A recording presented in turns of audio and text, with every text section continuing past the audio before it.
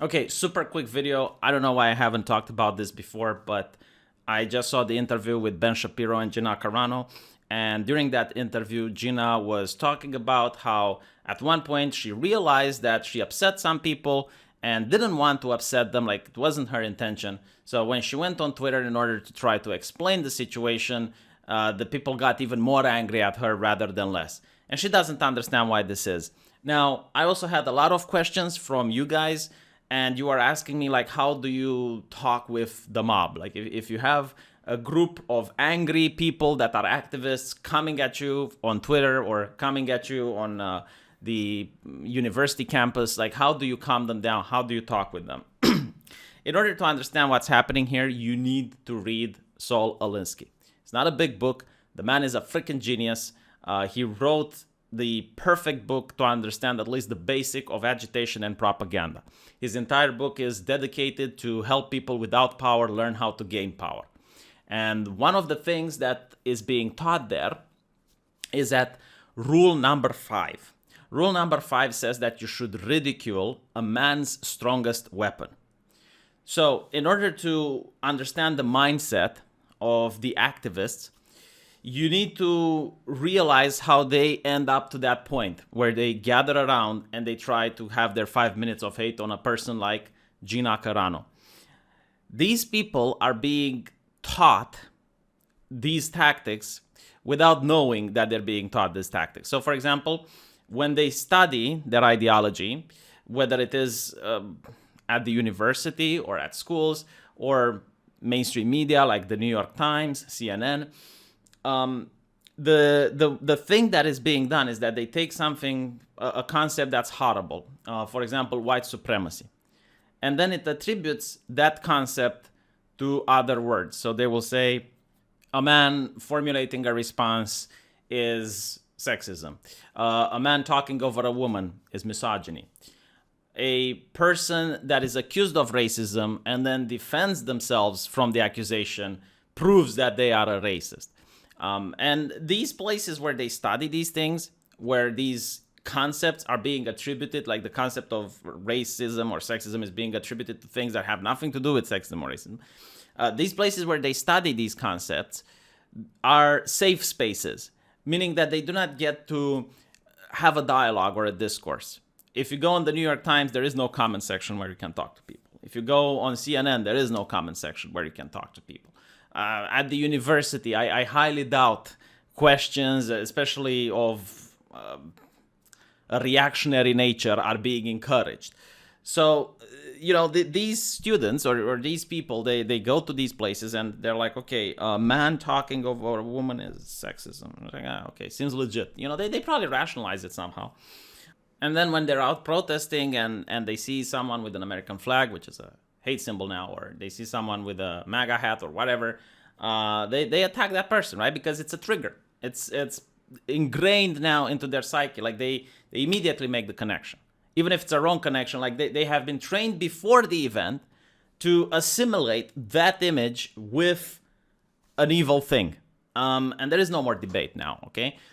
So that is why this is happening. And when you start discussing with them and you try to have a conversation with them and like you say something and they accuse you, you're mansplaining because you're talking over that woman which was shouting at you a couple of seconds ago. So you're a misogynist. And then you go like, well, I'm not a misogynist. You're defending yourself. See, clearly you're a misogynist because only a misogynist would defend themselves. That is the argument that's now taking place. Okay. And then when the accusation comes, when one of them shouts the label, all of them gather out. And now you're being outnumbered. Okay. Now you're surrounded by them. And from the outside, it looks like a witch that's being put on trial. Like it's a person that's surrounded by a group of angry people who demand answers. They demand justice. They demand to know the truth. They demand the apology. That's the important part, the apology, okay? So the reason people say never apologize is because they are not wanting a apology so that you can admit you did something wrong and that you promise never to do it again and promise to be a better person and ask for their forgiveness. They're not there for that. They are there to ruin the person. And the moment you apologize, they view it as an admission of guilt And if you claimed you're guilty, then even your own supporters that would have defended you, now they can't defend you, because how can you defend a guilty person? So now that you understand all of this, how do you talk with them? How do you diffuse the situation? I mean, it depends on the context where it's happening, and it's very important that you assess the situation, because if you genuinely did something that's offensive, if you genuinely upset people, and these are just people that are seeking for you to admit you made a mistake, then it's important to understand that and genuinely apologize if you actually did something bad. But if it's like activists, like ideologues that are going after you, then you need to understand why they're doing it. Okay? They're not doing it because you offended them. They're not doing it because you upset them. They're doing it for two reasons. Saul Alinsky actually says it's for the dopamine, because they're having fun doing it. And number two, they're doing it because they view someone like Gina Carano to be a person in a position of power that isn't aligned with their interests. And by taking her down from that position, by dismantling her, they can replace it with another person that does represent their ideology. Because you need to understand, like, for these people, literally everything is political. So if the chief of the knitting community isn't aligned with their political views, then the chief of the knitting community has to go and be replaced with someone that is aligned with their views. Like in the perfect society that they would create, and this is just pure fascism, by the way, because they want every corporation, every entertainment outlet, every politician, every person that has any sort of power to be aligned with their worldview. Pretty much like a theocracy, but it's actually worse than a theocracy if you think about it. No, it's fascism, yeah. It's when companies do not just operate to make profits, they operate for the good of the community. And companies aren't just corporations, they are communities themselves. And it's for another video, okay? But like what I want you to understand from this is that the reason the mob is targeting people is not to change their ways or to make them apologize. No, it's because it's fun for them to do it. And it's because they want to remove that person. So how can you defend yourself? You need to understand what they want from you. What they want from you is to snap. What they want from you is to get angry. What they want from you is to get agitated, because no one likes being put on the spot. And that's the tactic that they're doing. They're putting you on the spot. No one likes to be on the defensive, because that's what they're doing. They're just throw an accusation at you. You defend from that accusation, and 6 others are coming from behind. What you need to do is to remain calm, and try to be as rational and as reasonable as possible. You're not trying to convince them of backing off. You're trying to convince the public, the people who aren't ideologically motivated, that you are being treated unfairly, that you are being persecuted.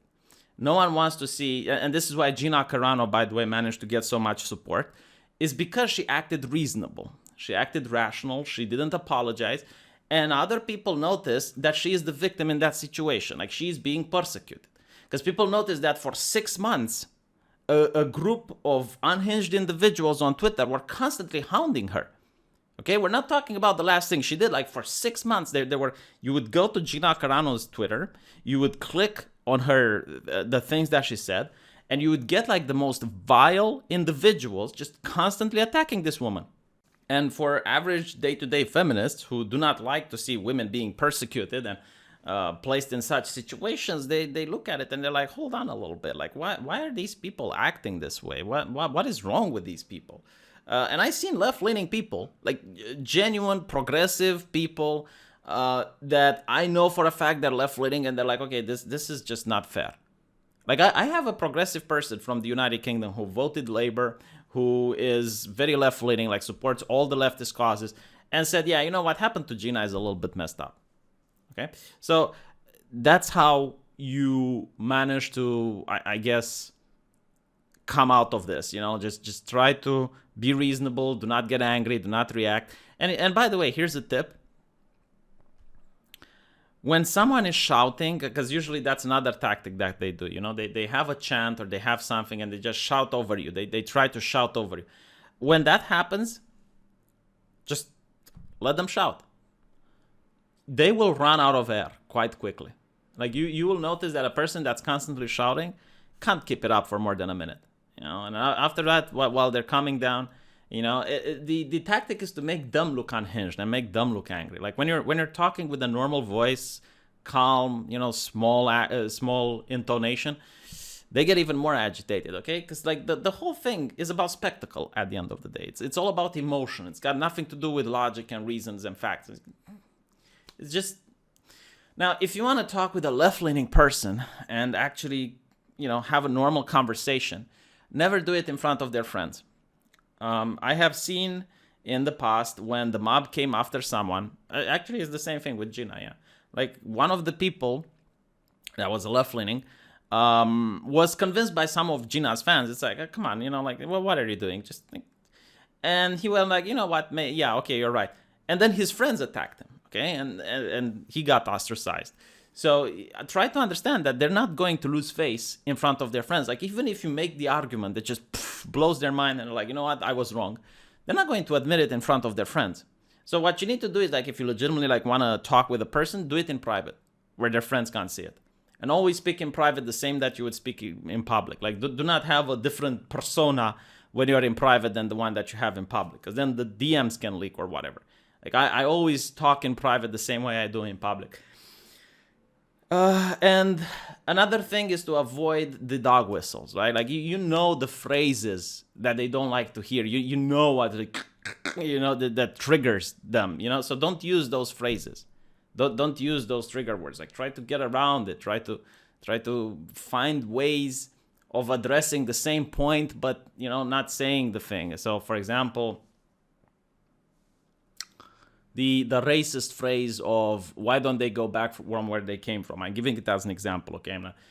That's racist if you say it. But then if you say it, why would someone go into another place if they're not interested, if they don't like that place and they're not interested in assimilating with the culture? Like if I were to go to Saudi Arabia, why wouldn't I want to become Saudi Arabian? Like if I don't like the country and I dislike their culture, why would I travel there? I could have traveled everywhere else. Or you can ask them, it's like, do you think it's the duty of the Romanian who goes to Saudi Arabia for Saudi Arabia to become more Romanianized? Or is it the duty of the Romanian who goes there to become more Saudi? Like if I go there, should I be drinking alcohol and eating pork? Do you think that this is acceptable? Do you not think that the people there would react in a negative light?